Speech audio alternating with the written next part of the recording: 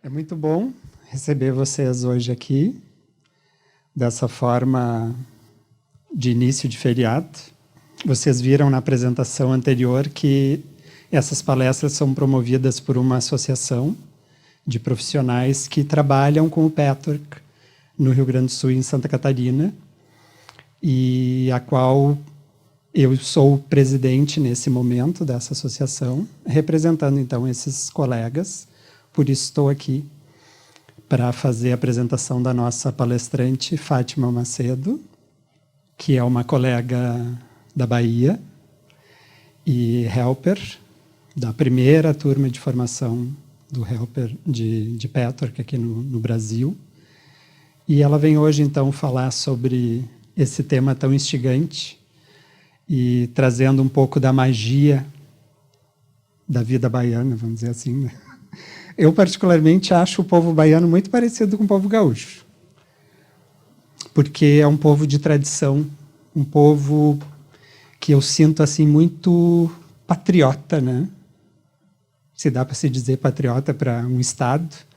Então, assim, eles dizem assim que são baiano, aquela coisa baiana mesmo, né? Que é muito do gaúcho, né? O gaúcho tem aquela coisa de ser gaúcho e se orgulhar disso. E o baiano tem isso, o orgulho de ser baiano, né? E acho muito, isso me conecta muito com esse povo tão bonito, tão alegre, tão lindo, tão colorido. Então, te convidar a palestrar então para esse povo hoje. Seja bem-vindo. Obrigada. Então, eu tenho que incluir uma coisa. Eu acho que eu já nasci em Andarilha. Eu já nasci construindo pontes. Eu nasci maranhense, estava contando ontem a seu Frederico, que foi me pegar no aeroporto. Eu nasci maranhense e tenho 2 adoções. Ceará, que é onde eu tenho a minha vivência cultural maior. Depois, aos 18 anos, vim para a Bahia e tive a adoção baiana, me sinto um tanto baiana. E então, eu acho que isso é uma tarefa de minha alma. Eu estou aqui, então eu vivo assim. E pertenço ao Instituto do Ceará, pertenço da Bahia e tenho uma perna ainda em Sergipe. Então, eu gosto de andar, eu gosto de construir pontes. Fico profundamente agradecida pelo convite, fico profundamente agradecida pela presença de vocês, porque no feriadão eu imaginei que iríamos estar falando aqui para essa primeira fila, e esse auditório está repleto, então sou profundamente grata. E para a gente começar, eu queria só pedir um pouquinho de alinhamento, que é o tempo também, já pedi ali, mas vou pedir na presença de vocês, as minhas inteligências superiores, que me apoiem, para que eu possa dizer a vocês, seja útil, e que vocês possam receber de um bom lugar. Então, que deixe, escorregue para dentro de si mesmo, respire, ponha as preocupações, as tensões no bom lugar no seu coração. Se tiver algum ponto de tensão no corpo, respire naquele lugar e abre espaço para o que melhor você possa receber para a sua vida aqui e agora. E eu peço ao meu eu superior que me inspire para que o que eu possa fazer seja para o bem de cada um de vocês.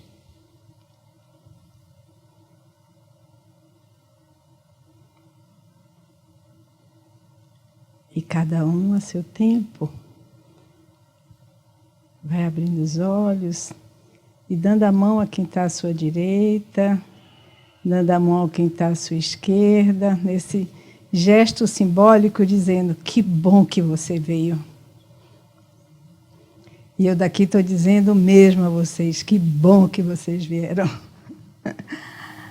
E eu sou também uma contadora de histórias. Quando eu me aposentar, eu vou viver contando histórias. E eu vou começar contando uma história. Olha, eu não sou descendente italiano, mas eu falo muito com as mãos, viu? Então, eu vou ver se eu consigo fazer assim. Me ajuda aqui, Alexandre. Então, quem gosta aqui de ouvir histórias? Então, chama a criança interna, né, para ouvir. Então, eu vou contar uma história, mas é uma história do reino animal. Era um dia, uma floresta, um dia lindo, tinham muitos animais. E eles brincavam, tinha um bando. E aí, de repente, um deles, digamos que uma gazela, põe as orelhinhas em pé, abre os olhos bem, o coração dispara, o bando percebe, foge, ela olha um predador, é um leopardo.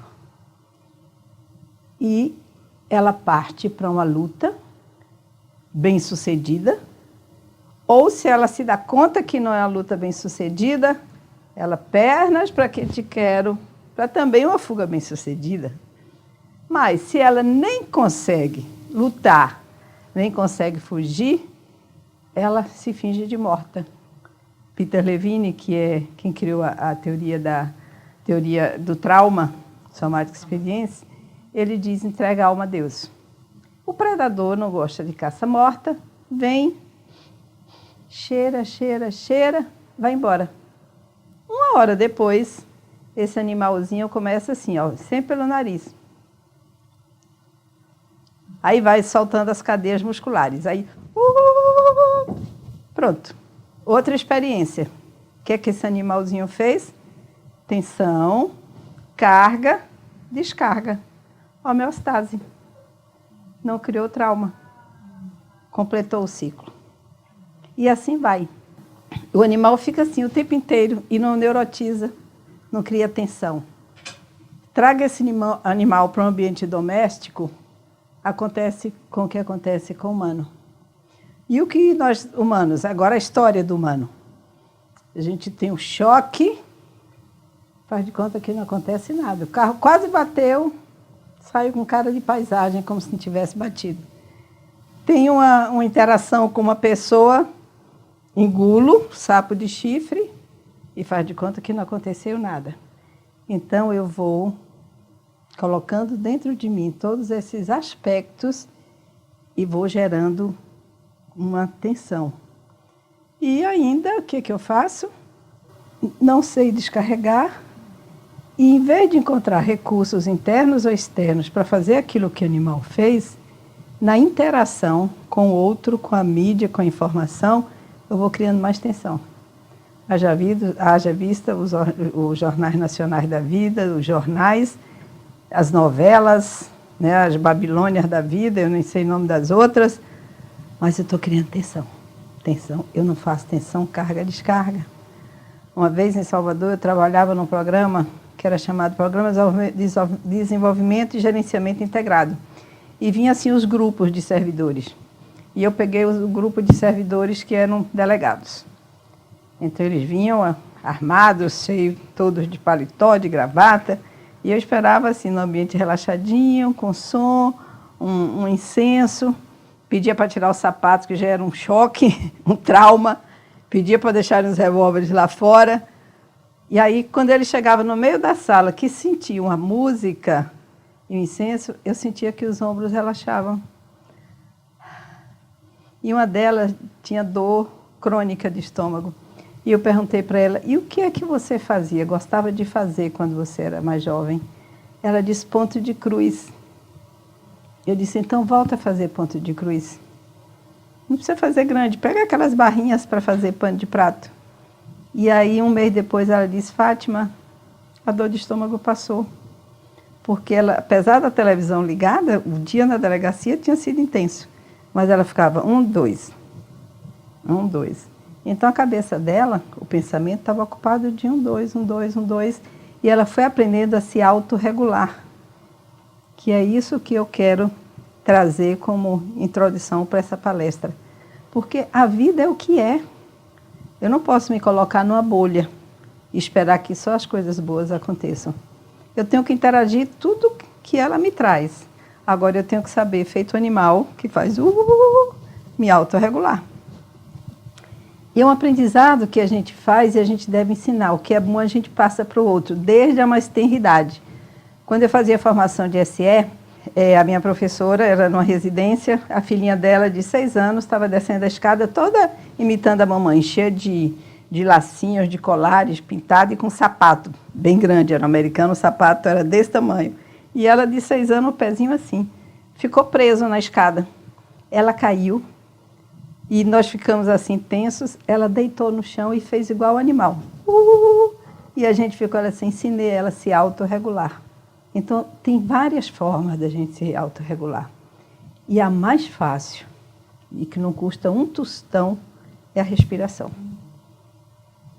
Agora, contada a história do animal e dada essa introdução do humano, eu vou trazer para o que nos acontece desde o momento que a gente nasce. Então, estou falando aqui muito amplamente, sei que tem pessoas de várias filosofias, de várias religiões, mas imaginemos que um grande número possa pensar que vivemos várias existências, vida é uma só. Então, eu vivo aqui num mundo oceânico, num corpo em expansão, uma consciência em expansão. Em determinado momento, eu resolvo nascer e sofro uma constricção para dentro, colapso no tempo e no espaço, dentro de um útero materno. Então, essa é a minha primeira experiência de dor, dessa separação com o que é maior, com tudo, com o cosmos, com Deus, com o que queira chamar. E aí venho para aquele útero, e um útero que pode ser muito receptivo, muito acolhedor, e pode ser que um útero que esteja recebendo muitas interferências, né, do ambiente, do próprio estado emocional da mãe, da situação econômica do país naquele momento, daquela cidade, enfim. O que culturalmente, seja na cultura maior, seja da familiar, em que esse ser esteja se convivendo. Então, todas essas impressões vão ficando na memória embrionária. Quando eu falei da história do animal, vocês lembram que no tsunami nenhum animal morreu? Por que nenhum animal morreu? Fugiram antes. E por que eles fugiram antes? Porque tudo aqui acontece no cérebro. Os órgãos do sentido é apenas canal. Então, os animais, eles têm os pelos do nariz alongados. Então, a vibração passa mais rápido e a informação chega mais rápido.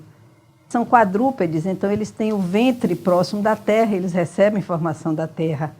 Eles têm mais pelo nos ouvidos, então também a vibração pelo ouvido é mais rápido. Nós não, humanos, nós temos pelos menores no nariz, na audição. Mas lembrar que o feto, desde 2 meses de idade, ele já está ouvindo. É o primeiro sentido que se forma no bebê. No bebê não, no feto. É o sistema auditivo. Então, o que passa no ambiente está sendo registrado. E a memória embrionária é um fato. Eu já tive uma pessoa, e eu gosto de trazer um exemplo para poder contextualizar. Eu tinha uma pessoa que para ela nada dava certo. Nada dava certo. Mas literalmente a profissão dava certo, o casamento dava certo, tudo não dava certo. Quando ela veio encontrar a memória. Quando a mãe estava grávida dela, a avó morreu. E era uma família italiana que vivia o luto com muita intensidade. E o avô dizia, não está vendo que não vai dar certo? Não está vendo que não vai dar certo? Uma gravidez com tanto pesar, com luto, com roupa preta. E ficou isso no registro dela. Não vai dar certo. Mais tarde ela resgatou essa memória. Então a gente fica lá, reprimido, porque tudo está no inconsciente, mas nem tudo está reprimido. Esse material para ela estava reprimido. Certo? Então, o bebê, desde essa época, está fazendo registros na sua memória embrionária da experiência que ele está vivendo aí dentro. Então, vamos aqui, o primeiro slide. Convite a gente poder pensar sobre isso. Por que é que eu vou gastar tanta energia controlando a vida? Se eu não sei se eu vou viver o minuto seguinte. O que é que está por trás dessa tentativa de controle? O que é que eu vou achar por trás dela se eu paro para observar? Se eu tivesse esse controle que estava aí no primeiro slide, a minha vida seria diferente? Seria mais feliz? Então, nesse corpo físico, vai ancorar todos os corpos sutis, que é o corpo emocional, o corpo mental e o corpo espiritual. Próximo. Então, a primeira experiência que eu falei, lembrem sobre o medo. O medo de quando eu estava naquele espaço de expansão e, de repente, me contrair para entrar no corpo físico. O medo do momento, os medos que eu vivi da minha mãe, dos medos que apareceram naquele ambiente em que eu estava percebendo, né, através das vibrações que me chegavam no útero, e o medo do nascimento, seja ele cesárea, seja ele o nascimento natural. Há quem diga até que a cesariana é mais traumática do que o parto natural, porque no parto natural a criança ainda conta com esforço, ainda tem um tempo, e a cesariana não, é uma coisa abrupta. Então, o medo pode ser mais intenso. Mas a criança também convive com amor. Os pais são continentes, estão ali, cuidam, pode ser do jeito que a gente queria, mas cuidam, tanto que todos nós estamos aqui ouvindo essa palestra. Não foi do tamanho da nossa necessidade, mas fomos cuidados, fomos alimentados. A criança vai sentindo tristeza, vai se dando conta das carências afetivas, porque ela não recebeu do jeito que ela queria, 100% como ela queria. Algumas horas ela entra em confusão, a família vai crescendo, vai saindo daquele binômio, ela e mamãe, que somos um, aí já entra papai fazendo interdição, e vem vovô, vovó, vem priminhos, vem a família, amplia para a escola, e ela precisa ter um tempo de ajuste com todos esses afetos, com todas essas interações. E ela vive alegria, ela vive vergonha, sente orgulho, ela sente culpa, porque ela acha que não fez o que era esperado dela, se as coisas aconteceram, será que eu fiz direito? Ela vive criatividade, ela vive o ciúme, porque tem outros irmãozinhos, porque apesar de querer que papai e mamãe unidos, mas eu queria que também fosse só para mim, que traz confusão. Então, tudo isso está se passando se fosse uma reunião de condomínio. Vários falando ao mesmo tempo, várias demandas e como dar voz a tudo. Isso cria esse estado de ansiedade e, obstinadamente, a gente fica querendo regular essas vozes, esses pensamentos automáticos. E é a tarefa mais insana da vida, porque eu não posso controlar meus sentimentos.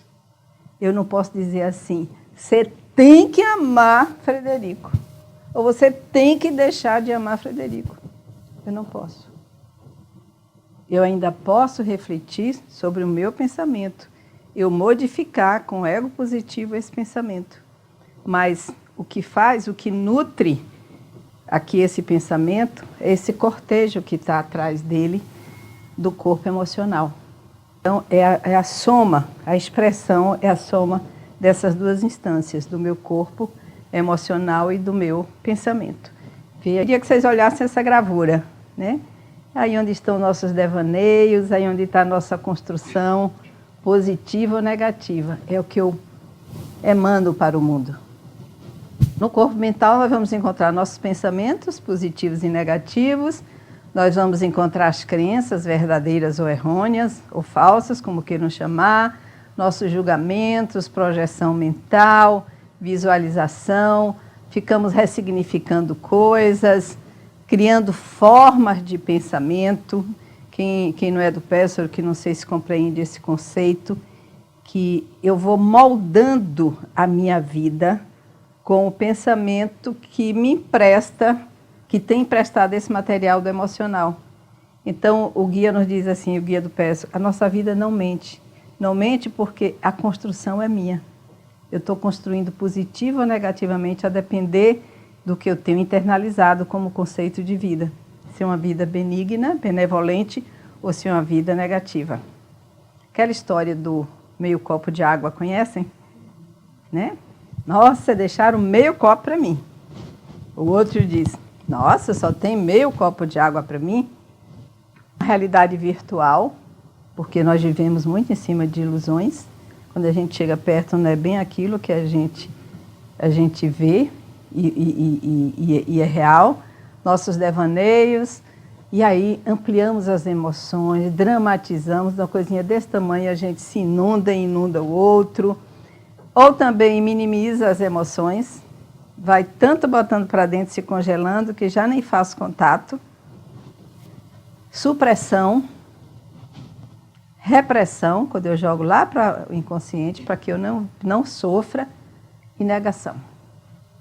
Faço de conta que dou outro colorido, dou outro enredo àquela situação que eu estou vivendo, contanto que eu não sinta dor, como se isso fosse verdade. Né? Mas eu penso que é desse jeito. Então, assim a gente vai formando esse campo de energia humana que flutua de acordo com essa estabilidade mental e emocional. Estabilidade ou instabilidade. E é isso o que eu ponho na vida em movimento. Isso é uma coisa tão palpável que se a gente olha uma pessoa, se você está um pouco centrada, grounded, você vê o que está vendo daquela pessoa. É uma pessoa positiva, uma pessoa que passa energia, uma pessoa que está mais contraída. Então, na junção desse corpo emocional e mental, o que é que a gente faz para não sentir a dor da criança carente, da criança ferida, e os conflitos que lhe impõe a cultura, esconde criando as defesas. Porque olha só a confusão que fica. Daqui, desse lado, tem essa criança carente. Quer porque quer as coisas. Desse lado de cá está a cultura. Aquilo que é verdadeiro. Então, eu não quero trair a minha cultura. Aí, o que é que eu faço? Eu traio a mim mesma. E aí, eu fico aqui, ó, atendendo a criança carente ou a cultura, a criança carente ou a cultura. E eu só não estou comigo mesma. Eu estou esfacelada, eu estou dividida. Eu não estou presente e eu não tenho foco. Para que eu fique bem na fita, a criança diz assim, e se eu me submeter para ter aquele amor que eu queria? E ver que não foi tão resolutivo assim. Então eu vou controlar, que aí eu vou ter. Aí eu não consigo. E aí eu vou o quê? Eu desisto, bato em retirada. E com isso nós constituímos o que no PESCO a gente chama as defesas. E com essas defesas, nós vamos criando as máscaras para ter o amor do outro, ter o reconhecimento do outro. Então, essas máscaras podem ser do amor, quando eu me submeto, do poder, quando eu agrido ou controlo, ou da sabedoria, quando eu bato em retirada, quando eu não faço contato. A dificuldade que o ego encontra a se propor a isso. É o medo de se entregar à espontaneidade dos sentimentos, para que ele se sinta seguro. Ego, sabido, mas não é tão sabido assim não. Ele entende que se controlar, ter vontade. Ele está ok com a vida. Mas nós só controlamos aquilo que conhecemos. Então, enquanto a gente nega aqueles aspectos nossos que consideramos distorcidos, feios, sombrios, a gente não vai ter paz. E é uma tarefa insana porque é como se... Lembrem aqueles bonequinhos que estavam ali na tela. É como se eu ficasse assim o tempo inteiro. Ó. Apago um, venho aqui para o outro ressurge. Então, no final do dia, eu estou esgotada, tentando abafar esse emocional e esse mental. E esgota mesmo, gente. Não sobra energia para fazer outra coisa. Então, nós só controlamos aquilo que conhecemos.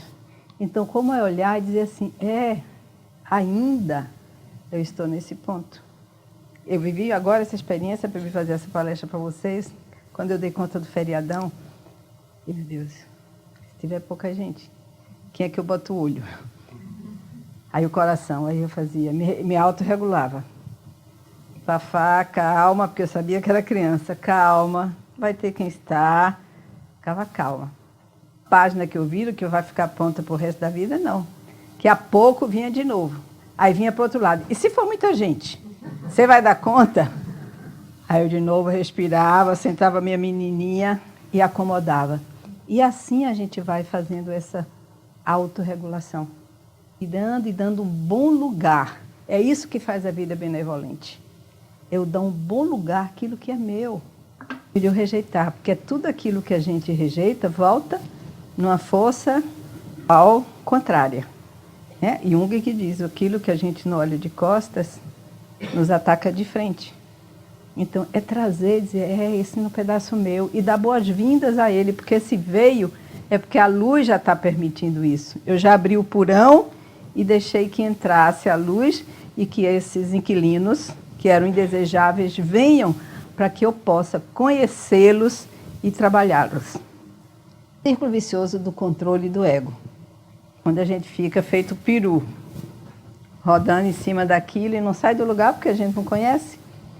Então, mais teme e controla os processos na direção equivocada, mais inconscientes ficam essas concepções errôneas, os conceitos distorcidos que a gente faz da vida. Aí vamos agir de acordo com as premissas, as imagens e aquelas ideias falsas. Um imã, essas imagens traz aquela situação, porque tem a vitória distorcida. Não disse que era assim, não disse que não ia dar certo, eu falei. É o gozo distorcido, o ganho secundário. Uma vez que essas premissas são falsas, as ações e emoções derivadas são destrutivas e dirigidas para algo ilusório. Cria rígidas defesas e o seu poder é usado negativamente contra seus próprios interesses. E a gente fica aqui andando em círculo. Agora a gente já pode, com essa consciência, fazer de outro jeito. Lá no começo, quando eu falei que a criancinha estava na barriga da mãe e quando nascia, eu não tinha um aparelho mental e nem neurofisiológico que lhe permitisse isso. Era bem a definição que Milor Fernandes dá do recém-nascido, não sei se vocês sabem. Ele diz, recém-nascido é um pequeno tubo digestivo, munido de potente voz na extremidade e na outra desprovida de qualquer responsabilidade. Mas nós estamos no outro ponto, porque nós podemos fazer escolhas. Nós podemos dizer o que é que eu posso fazer com isso que eu já conheço de mim, ainda que não seja uma coisa apreciável, mas é algo que eu construí. É meu e que só eu posso dissolvê-lo, porque o mesmo poder que eu tive de criar é o mesmo que eu tenho para desconstruir. Nossos instrumentos cerebrais, nossos neurônios espelhos. Nossa realização é pelo sentir, porque à medida que eu vou criando essa parede interior, digo, é isso que eu estou emanando para o mundo. E o mundo também emana para mim. Eu recebo através desse plexo solar. Eu recebo através de todo o meu corpo, o que vem do mundo. Então, além de eu encontrar os meus predadores internos, tem os predadores externos. Tem os assaltantes, tem os arrombadores, tem as crises econômicas, tem tudo isso. E o outro que está interagindo comigo é um sistema de referência e que eu também absorvo. Então, eu vou colocar esse pedacinho de filme só para que vocês tenham a importância, que é uma das coisas que mais a neurociência está falando hoje. São dos nossos neurônios espelho. Eu estou espelhando e você também está me espelhando.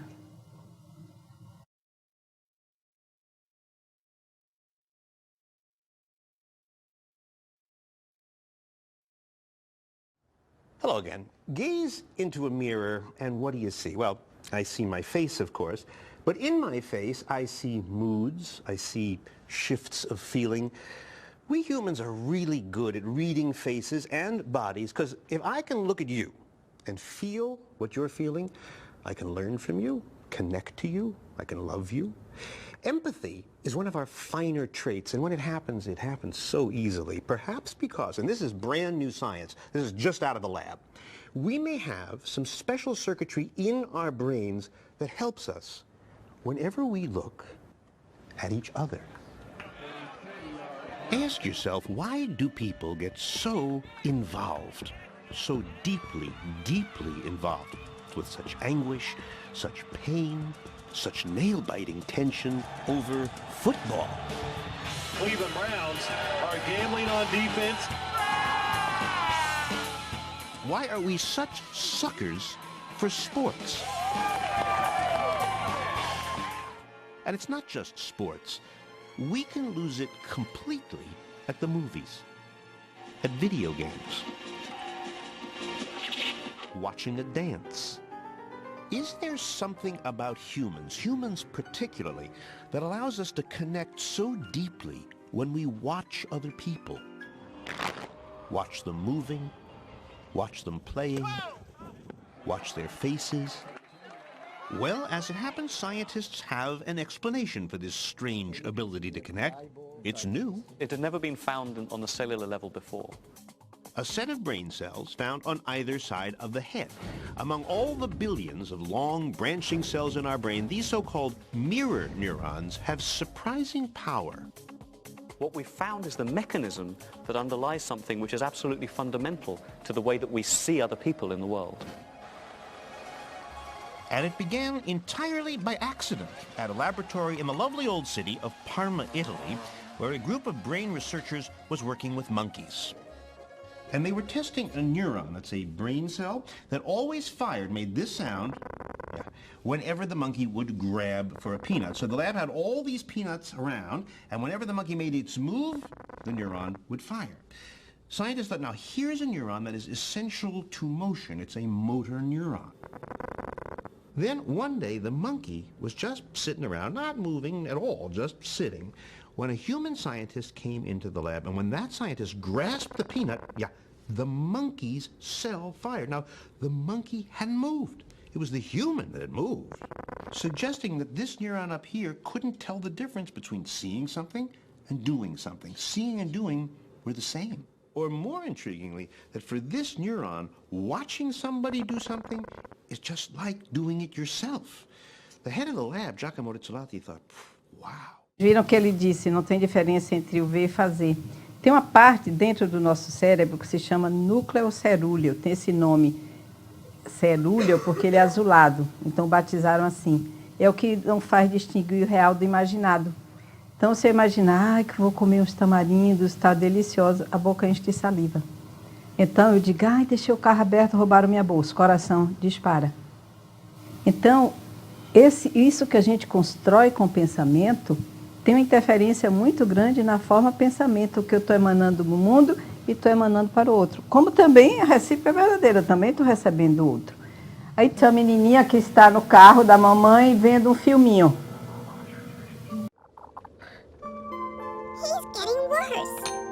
What can we do?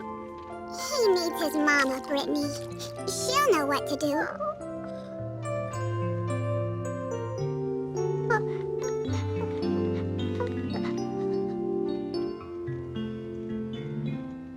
It's hard to remember summer or winter when she hasn't been there for me.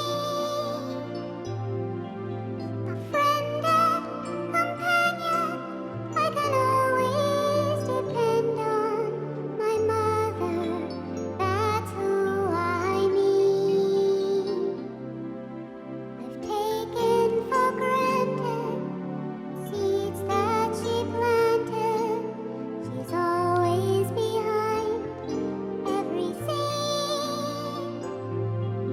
A teacher, a seeker, a both arms outreacher. My mother, that's who I need. Wish I could slow down. Olha a respiração dela como fica. Keep things the way they are. If she said so, I would give her the world if I could. I would. My love and my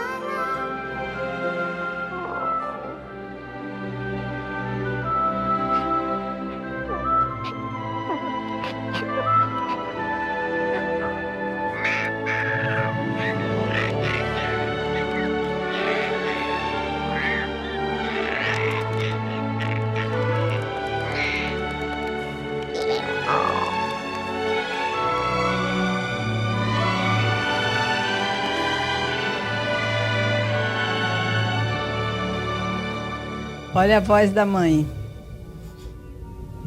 You found her mom. Yes. Com uma calma.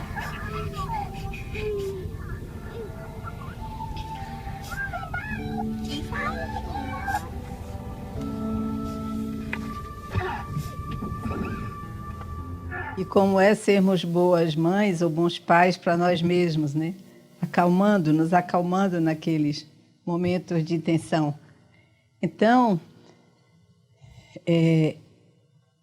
isso, nesse sentido, sentimos muito antes da fala, que é o filminho que acabamos de ver.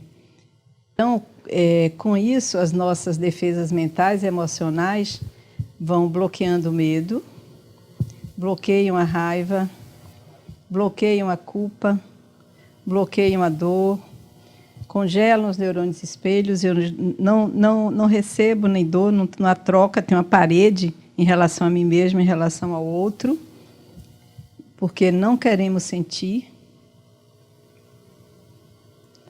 não sentimos a presença do outro, não sentimos empatia, não sentimos felicidade, aí não há troca, não dou, não recebo, estou num paredão, não sentimos amor, não sabemos partilhar.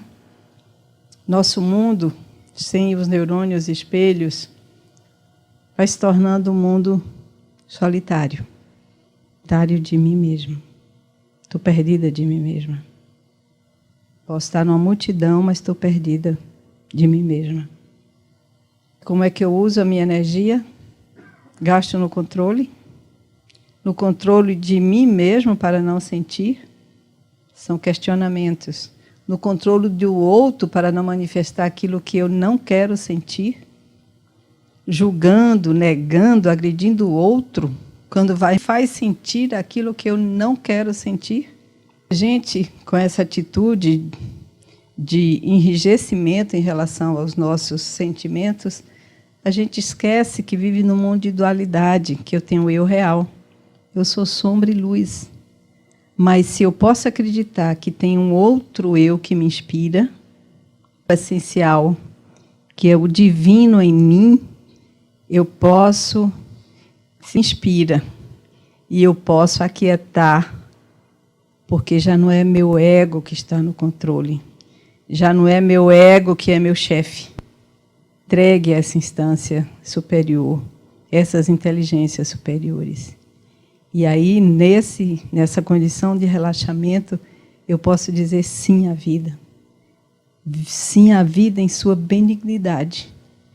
Que tudo que me acontece tem uma razão de ser. Eu posso não entender naquele instante, naquele momento.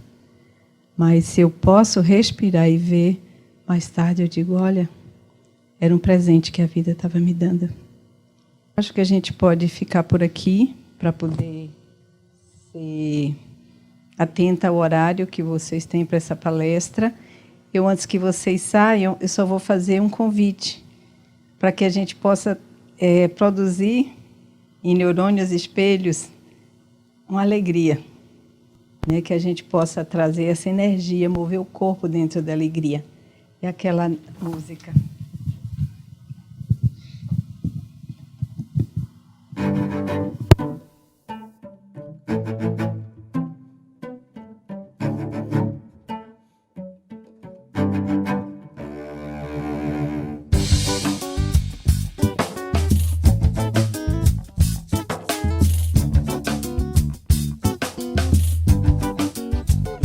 Se aveste não, que amanhã pode acontecer tudo, inclusive nada.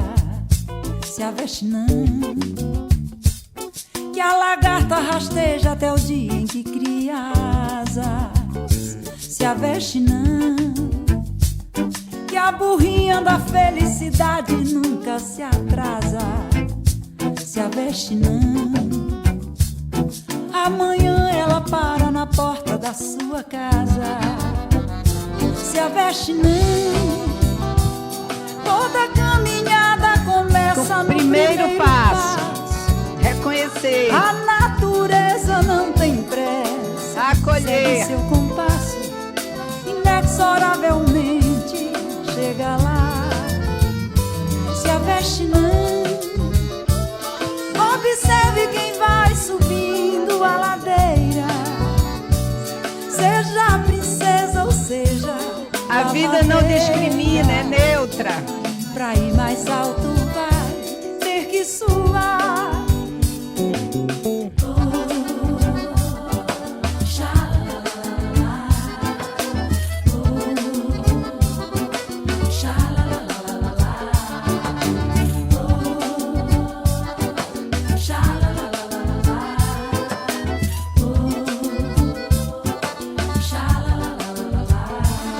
aveste não, que amanhã pode acontecer tudo, inclusive nada. Se aveste não, que a lagarta rasteja até o dia em que cria Tudo tem seu asas. tempo. Se aveste não, que a burrinha da felicidade nunca se atrasa. Se aveste não, amanhã ela para na porta da sua casa. Se aveste não, toda caminhada começa no primeiro passo. A natureza não tem pressa, segue seu compasso, inexoravelmente chega lá. Se aveste não, observe quem vai subindo a ladeira, seja princesa ou seja lavadeira. Pra ir mais alto vai ter que suar. Se aveste não, toda caminhada começa no primeiro passo. A natureza não tem pressa, segue seu compasso, inexoravelmente chega lá. Se aveste não, observe quem vai subindo a ladeira, seja princesa ou seja lavadeira. Pra ir mais alto vai ter que suar.